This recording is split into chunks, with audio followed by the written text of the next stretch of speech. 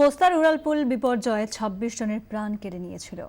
তারপরও কি হাল ফিরেছে শহরের বাকি ফ্লাইওভারগুলির? পরিস্থিতি খতিয়ে দেখতে সরেজমিনে ২৪ ঘন্টার প্রতিনিধির সঙ্গে নির্মাণ বিশেষজ্ঞ অমল বিশ্বাস। ব্রাবন রোড ফ্লাইওভার থেকে ২৪ ঘন্টার exclusive report. Brabourne road flyover Howrah bridge পেরিয়ে কলকাতা ঢোকার গুরুত্বপূর্ণ উড়াল পথ। প্রতিদিন এই ফ্লাইওভার দিয়ে কয়েক হাজার গাড়ি যাতায়াত করে। এত ব্যস্ত উড়াল পথের শারীরিক অবস্থা কেমন তা খতিয়ে দেখতে গিয়ে চোখ কপালে ওঠার জোগাড়।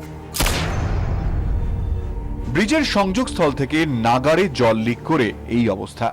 কখন পড়ে যাবে কি হয়ে যাবে কোনো ঠিক আছে? পিলার কাছে দিয়ে পুরো জল পড়ে, জল তো ধরে নিন 10-15 বছর দিয়ে তো জল পড়ছে। চারদিক থেকে সহস্র ধারার মতন করে জল পড়ছে, কিন্তু আমরা দাঁড়িয়ে রয়েছি আসলে ফ্লাইওভারের তলার এই একটি অংশে। মেইন যে গার্ডারগুলো সেগুলো লোহার, আর এই মাঝখানে স্ল্যাব সাপোর্টেড, সেই স্ল্যাবের রডটা খারাপ হয়ে গেছে। স্ল্যাব খারাপ হলে গার্ডারও খারাপ হয়ে যাবে। যে পিলারের ওপর প্রচন্ড ওজনের ফ্লাইওভার দাঁড়িয়ে সেই পিলারের অবস্থা দেখলে আঁতকে উঠতে হয়। পিলারের গায়ে শ্যাওলার মোটা আস্তরণ পড়ে গেছে। পিলারটা ধরে আমরা দেখি শ্যাওলা হয়ে যায়। এইটা পিলারটা কতটা ভালো অবস্থায় রয়েছে। এটা যেটা বুঝতে পারছি সেটা হচ্ছে এখানে উপরে একটা এক্সপ্যানশন জয়েন্ট থাকে, সেই এক্সপ্যানশন জয়েন্ট নিশ্চয়ই খারাপ হয়ে গেছে, সেখান থেকে জল লিক করে কলমে গা বেয়ে পড়ছে। Immediately should be taken care of.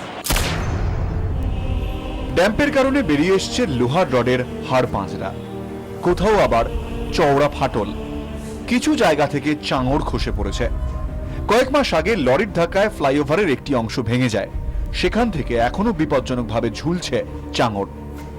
এইরকম ডেঞ্জারাস কন্ডিশন পাবলিক প্লেসে রাখা তো রিয়েলি অন্যায়, মানে যে কোনো মুহূর্তে যা কিছু হতে পারে। ফ্লাইওভারের নিচ দিয়ে অনবরত পথচারী, গাড়ি, ঠেলা আর ভ্যানের যাতায়াত, যে কোনো সময় বড় ধরনের বিপদ ঘটতে পারে। অনেক ভয় লাগে, কখন পড়ে যাবে কে জানে। হ্যাঁ ভয় লাগবে না, রেগুলার যাচ্ছি, আমরা রেগুলার এটা দিয়ে পাস করি।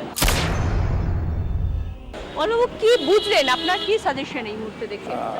আমার সাজেশন হচ্ছে যেহেতু এই ফ্লাইওভারটা প্রায় 40 বছরের পুরনো, সেই জন্য ডিপার্টমেন্ট থেকে এটা স্থল চেক আপ করে যেখানে যেখানে কিছু খারাপ আছে সেইগুলো ইমিডিয়েটলি রেকটিফাই করা, ইন দ্য সেন্স কোথাও হয়তো প্লাস্টারিং করতে হতে পারে, কোথাও যে iron expose iron that should be covered up properly. 24 ঘন্টার জন্য ক্যামেরায় অমিত দাসের সঙ্গে শ্রেয়সী গঙ্গোপাধ্যায়ের রিপোর্ট, কলকাতা।